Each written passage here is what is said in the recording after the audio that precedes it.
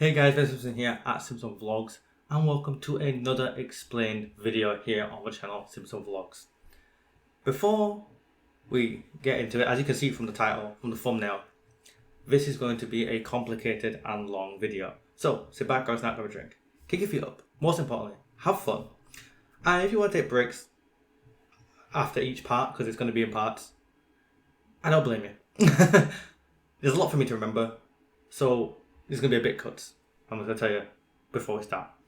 Check out the links down below. There's Simpson Plays for more light-hearted and simple and fun gameplay.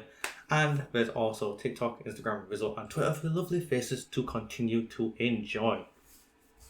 Beyond that, we also have a donation link if you can, willing and able to. So, make sure to like, comment, subscribe and hit the bell notification to keep up to date with not only this series but everything going on the channel. The UK, the United Kingdom.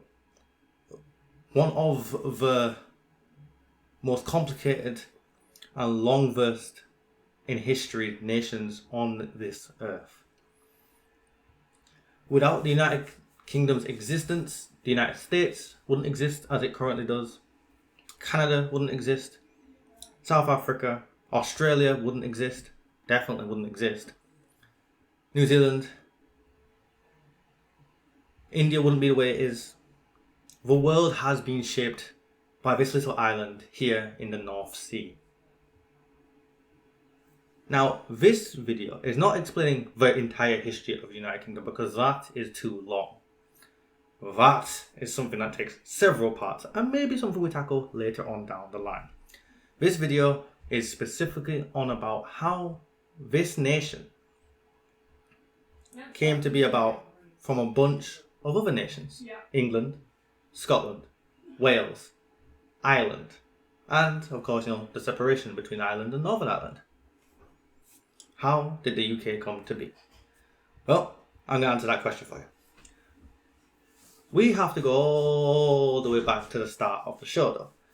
How does this island even become inhabited? Well, for those of you who do not know, during the Ice Ages, constantly between the ice being there and ice not being there, this island was frequently inhabited and uninhabited by peoples from mainland Europe, which had immigrated, I think that was the right word, from Africa. The Neanderthals and the early humans. There was also a permanent land bridge, physical land, soil, dirt, that had connected across to Dover. The White Cliffs of Dover are the remnants of the famous land bridge that brought Britain. For those of you who are unaware of the differences between Britain, Great Britain, the British Isles, and the different countries, I'm going to break it down to you very simply. You have the different sovereign nations. England, the main body, the foot. You have Scotland, the head. You have Wales, the arm. And you have Ireland, the shield. These are known collectively by themselves and together as the British Isles, the islands that make up Britain. Britain is normally referred to as England, Wales and Scotland, the first union. Great Britain is what is referred to as the complete and utter union of the British Isles. And for those of you wondering why we put great in front of there, it's not British arrogance, as some of you may have thought it would be. It is in fact was used to differentiate ourselves from Brittany, which Britain is named after by the Romans. Britannia. That's where we got our name. That's where the name Britain comes from. There's also Brittany and Britain, and we wanted to make sure they knew we were the bigger Britain, so Great Britain. Now, moving swiftly on from the prehistoric age, on to how we got our name Britannia. That is when the Romans, more importantly the most famous Roman, Julius Caesar, decides to invade England. Unfortunately, he is met by the Celts. The Celts are the people who would immigrate to the islands of Britain, the Great British Isles, around about 500 BC, about 450 years before Caesar would come here. And they would fight the Britons, who had already been here living in isolation. And they would dominate and basically, push forth and basically become the bigger and most dominant group of people, or the dominant race on the British Isles, mainly in England. The Britons were left to Wales, and the Picts, as they're known, were left to Scotland. And then the Celts also went over to Ireland. So yeah, that's the story with them. But yes, the Romans came and they were defeated. It would be another 100 years later, not under Julius Caesar, as he is murdered not long after his failed attempt to conquer the British Isles, that Rome would return in force with the first ever known Marines, and they would conquer most of Britain. In fact, at one point they conquered all of Britain. South of England, north of England, Wales, and Scotland. Well, halfway through Scotland, should I say. And they would found the most important city in England. They would found the city of London, or it was called then London, or London, should I say. That is what the city was called, and we were called Britannia. We were incorporated into the empire by, I think it was it Emperor, was it Caligula? No, can't be Caligula. Was it? Ooh, can't remember now. Struggling on my history there, but yes, that's where we get our name from. As we know, the Romans left England in 410 AD, I want to say, around about that time, just around in the 5th century AD, that is. And they left behind ruins that are still here today. Stuff like Hadrian's Wall they built when the Picts retook Scotland from them, and that was the start of a long dwindling failures for the Roman Empire. But yes, that is what ended up happening. With Britain having no standing army, the Roman armies had left, bear in mind. The Romans, not all of them had left. Obviously, you've got the Celts and Romans, but the people were still here. Most with any sense left with the Roman army, but those who didn't, well, they faced their first foreign invasion in nearly 400 years. For the Danes and the Germans were coming. Not World War II, but the Germans did successfully invade this island once before. The Anglo-Saxons, made up of 3 tribes, one which is not recognised in the Union, one which is forgotten. The Angles, the Anglo part, the Saxons, the Saxon part, and the Juts. So you've got the Angles and the Juts coming from mainly Denmark area, and you've got the Saxons coming from northern Germany. They come, they invade, they conquer. And boy do they conquer. They split England up into, the greater kingdoms that are famously known as Northumbria, East Anglia, Wessex, and Mercia. These are the great kingdoms of England at the time. Now, England isn't even a term that is used. England doesn't exist. England is still a thought of a child not born yet. Now, this is where we're going to cut it, because this is important. Hey guys, so I hope you had a nice little break there if you took a break, or I hope that if you stuck around, you're happy for the video to continue. So, Vikings, Saxons, it's that famous heroic period in England, the time of great kings and warrior heroes. England is a divided nation. It doesn't even exist yet, like I said. So Wales exists. It's ruled by a few Britons, separated into 2 kingdoms, I want to say, at the time. Some argue it was one kingdom in a union. But yes. Now, the Saxons have unfettered rule for around 150 years. But that all changes when a man named Ragnar Lothbrok, if he even existed, If you, those of you who've seen Vikings, you know about Ragnar's adventures. But a man named Ragnar Lothbrok decides that the men of Norway and Scandinavia in general need to find better land. And where else to look to but the breadbasket of Rome, Great Britain. He decides he wants to settle there, and thus begins around 100, another 150 years, 160 years of Viking raids, wars and pillaging on the British Isles. This is a saga that has been sung many times before, but quickly to break it down to you, what ends up happening is Viking raids. Eventually, the famous warrior hero Ragnar Lothbrok is killed by the Mercian king. Now, Mercia were the powerfulest nation at one point, but years of infighting and assassinations amongst the family led Wessex to become the power in England. And Wessex held Mercia almost at personal union level, along with Northumbria and East Anglia. Wessex didn't control them, but Wessex didn't own them or really thing. But Wessex kind of said, you kind of, you do what we tell you to do, kind of thing. Then, eventually, obviously, after Ragnar's death, all of England becomes the enemy to the Viking sons of Ragnar and the Great Dane army, or the Great Viking army, or the Great Horde, whatever you want to call it, comes to England. And it is a bloodbath for the Saxons. Northumbria falls, Mercia falls, East Anglia falls, and even at one point Wessex falls.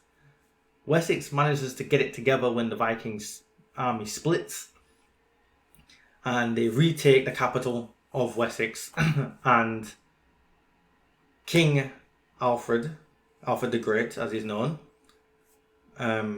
manages to negotiate what becomes famously known as Danelaw.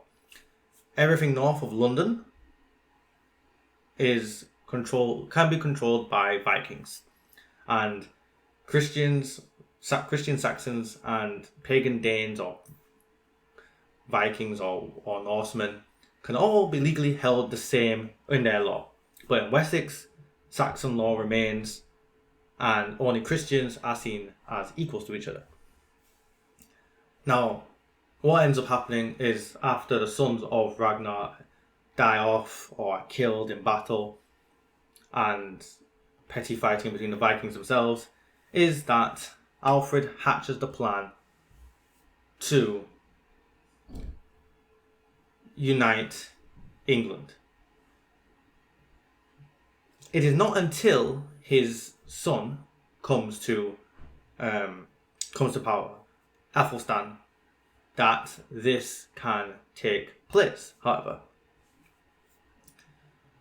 Athelstan is the king of Wessex who manages to defeat the Danes in East Anglia, defeat the Danes in Mercia, defeat the Danes in Northumbria, even at the famous Battle of Jorvik, or York as it's today known, the great city of the north, which was the Viking capital. He defeats the Vikings, and Athelstan controls all of England, the first time that England is united. He even goes on to force the submission of the Scottish kingdom, which had formed with the Picts and the Scots, and force them to submit. Britain is now formed because Wales has also been submitted to British rule, and he is the first king of England. However, the first actual crowned king of England is Edgar, his son. That who is the first crowned king.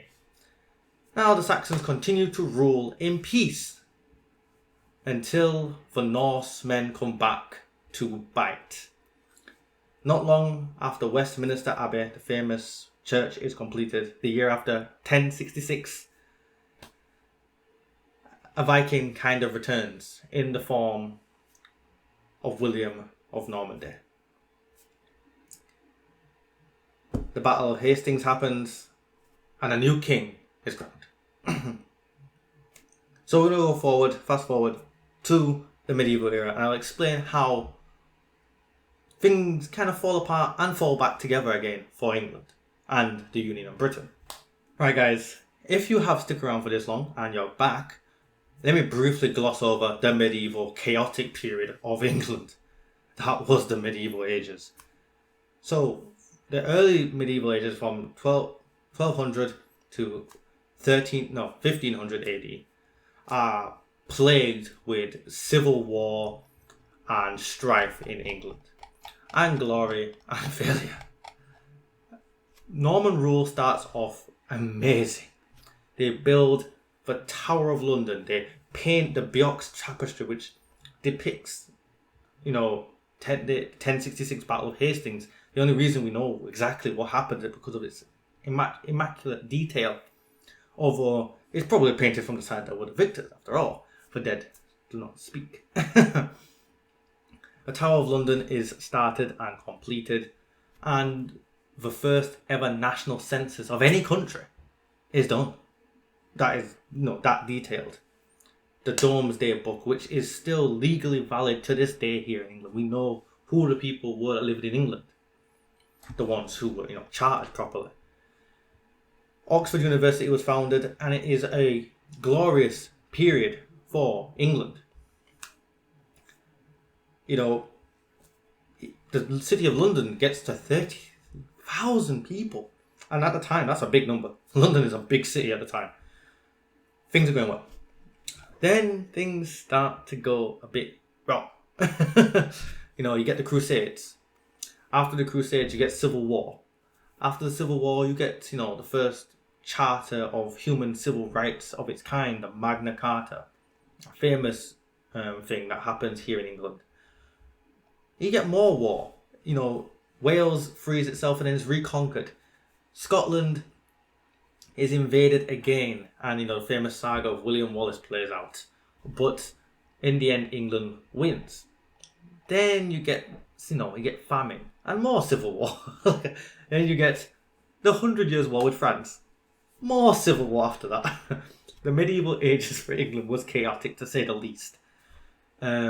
France is again then defeated in the Battle of Agincourt and is subject to British rule for quite some time. The 100-Year War ends once Henry V dies. And then you get more civil war. You get the War of the Roses. And eventually it ends with the Tudor dynasty coming out as the ruling leaders of England. Famously, Henry VIII, obviously, is the most famous one of the Tudors out there. I'm sure all of you here in the UK who did history at school, divorced, beheaded, survived. No, divorced, beheaded, died, divorced, beheaded, survived. You know about the wives, his 6 wives. That they all, didn't exactly have the greatest lives ever. But during the medieval time, the Principality of Wales being conquered leads to, famously, the heir of England always retaining the title of Prince of Wales. So that's a bit of history. That's where that actually comes from. When Edward I conquers Wales, he decides to name his heir Prince. After all, the last Prince of Wales is killed, so the Principality needs a prince. Why not be his heir? Prince of Wales. That's the title they retain. So that's where that comes from. There, you know it. So, moving on from that,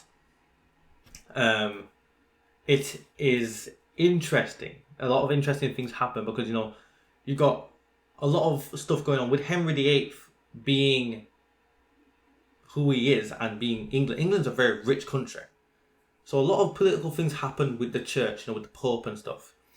Ironically, Henry VIII is even named Defender of the Faith.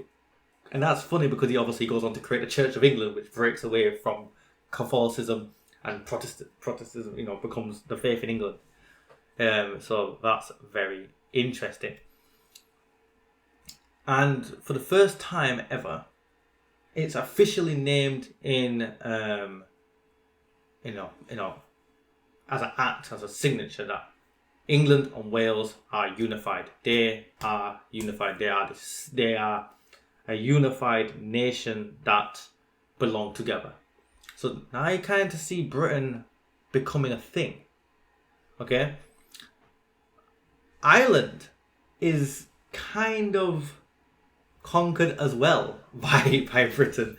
And Henry VIII changes one of his titles from Lord to King of Ireland. And, well, you can imagine how that's met.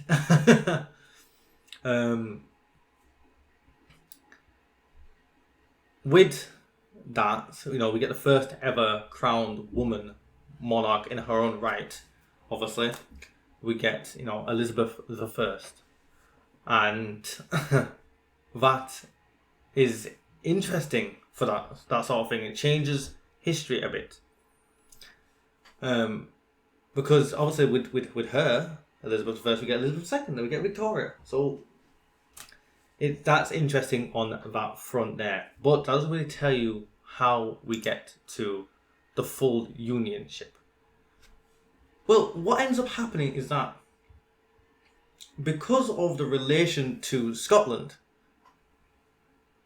when Elizabeth dies,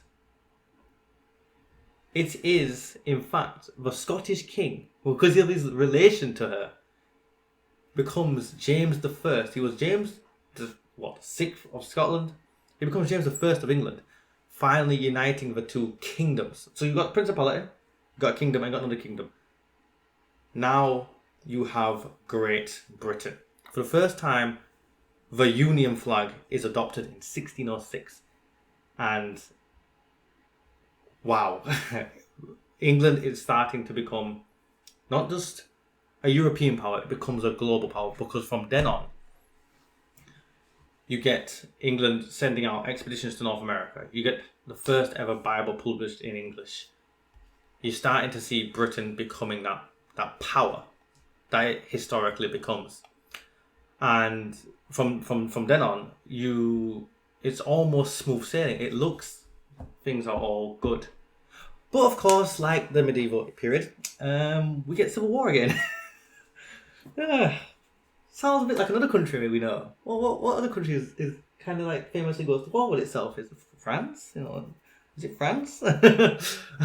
Sounds like we sound a bit more like them. But yes, this civil war is all over the place. It seeps. It's everywhere. All over Britain there is civil war. Ireland, Scotland, Wales, Britain, all in war. It ends with Parliament basically becoming full power in England, and England becomes a republic. Charles I is executed, and Wales and Ireland and Scotland are reconquered, and Great Britain is a union again, but a republic, until the restoration of the monarchy under King Charles. Because, under no monarchy there was some strange laws. No parties, no Christmas. It was weird. It was weird.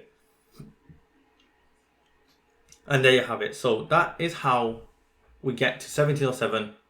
For the first time, you get the full Union flag that you see on the thumbnail. This full Union flag as you come to know it. So you ask yourself, how did things get to where we are now? Well, the empire. Imperialism becomes a thing. And nationalism goes like this. Okay? And in a union, there's always one more dominant person in a union, in a relationship, with you and your partners. I'm sure there's someone who wears the pants, really, whether you're the guy, whether it's the guy or the girl, someone is in charge, okay? And you may not like to admit it if you're not the one in charge, but someone is in charge, more or less.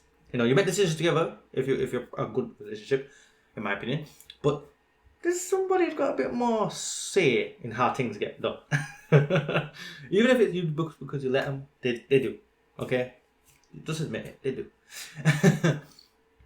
And that's how it works in Britain. Even today, England has the most power. Parliament's in London.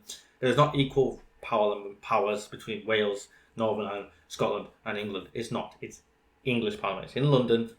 it's at Westminster. Okay, that's where the power is in the UK, and that's how it's been for forever, as far as people are concerned. Since the 1600s, it has been that way. Just because it was officially ratified in 1707 doesn't mean it hadn't been that way for 100 years before that. But that's how power was in England. As the British Empire grew, nationalism grew with it. Nationalism in all countries grew in Europe at that time. And that's why you get the First World War. But before that, you get Napoleon. And, that is where relationship with Ireland, at least, starts to wane. It starts to... I wouldn't say it starts really, really suddenly, more or less. It starts more or less just after 1900, because before that, the Irish were pretty patriotic with Britain. They were happy to lay down their lives in British wars. They were happy to see the various monarchs, the kings and queens of England. They were very happy to be the same as the rest of Britain had been. But for some reason, it comes to a head in 1900, and there are various sad events that happen where unarmed civilians are shot. And, World War I happens as well. And the Great Famine happens. And so a lot of Irish men and women die. And a lot of Irish men died serving Britain in the war. And they're kind of like, for what? England looks down on them all the time. England doesn't treat them very great all the time. So it comes to a head in 1922, and it's full-on rebellion. And it leads to Ireland actually becoming a dominion of Great Britain for a very short period, mind you. But unknown to me, I just let this out today, to be fair. I didn't even know this. That Ireland becomes a dominion. Like Canada and South Africa and India and Australia, a dominion. It's ridiculous, I know. But it was a dominion under King, who was it now? What's his name? Who was king at the time? Edward? Was it Edward that we had king at the time? I'm trying to remember. I think no, George. Sorry, George. It's George, isn't it? It's George V. George V is king, and yeah, personally under him still. Obviously, eventually they break away from that, and they are free. They become Ireland, but obviously you get the split. You get the Northern Ireland, and well, that's how you get to where we are today. You get the split, and that split isn't liked by people on both sides of it. And you get the Troubles, as the period is called here in England. The Troubles, IRA and the bombings and the killings and the terrorism that marked from the 70s to 90s, I want to say. So you get that period in time. And that's basically where we get to, where the Union is as it is today.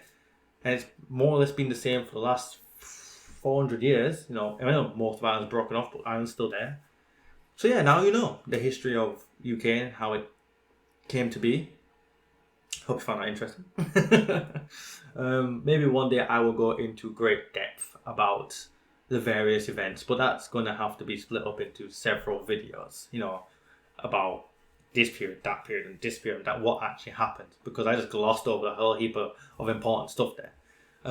But yeah, you can see that England came to be, and after England comes to be from those various Saxon kingdoms, Wales and Scotland are loosely always attached to England, on and off.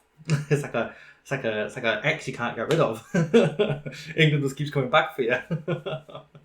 And then the island's kind of grabbed every now and then, every few hundred years, and lost again.